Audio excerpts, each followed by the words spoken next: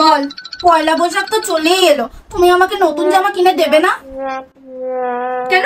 এই তো কয়েকদিন আগে তুই জামা কিনলি, এটা 1 মাস আগে।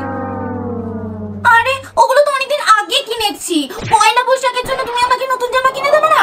আমার সব বান্ধবীরা 4টে 5টে করে নতুন জামা কিনেছে, তুমি আমাকে কিনে দেবে না? পয়লা বৈশাখে জামা লাগবে বলি? গাছে কি টাকা ফলে? হ্যাঁ, যে গাছটা নাড়াবি আর ঝুপঝুপ করে টাকা পড়বে আর তুই খরচ করবি, দিলেই হয়ে গেল। কি নিয়ে এতক্ষণ কথা হচ্ছিল? চলে এলো আমার জান জ্বলাতে, একটু মাকে মানাচ্ছিল, ঠিক সময় চলে এলো। হ্যাঁ হ্যাঁ, আয় আয়, বস বস। আরে রিয়া, দেখ না তোর বান্ধবীর কাণ্ড, কখন থেকে নববর্ষে নতুন জামা কেনার জন্য জেদ করছে। বাবা মিনি, তুই এখনো নববর্ষে নতুন জামা কেনার জন্য জেদ করিস এমন করে? আমি তো বাবা মাকে বলেই দিয়েছিলাম আমার এবছর কোনো নতুন জামাই লাগবে না, পুজোতে যে জামাগুলো কিনেছি তার মধ্যেই একটা পরে নেবো। এখন তো আমি বড় হয়ে গেছি, এইসব ফালতু জেদ করলে চলে বলো আন্টি?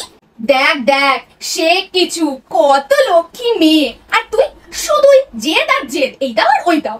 উফ, তোকে নিয়ে না আর পারি না। মা ফোন করেছে।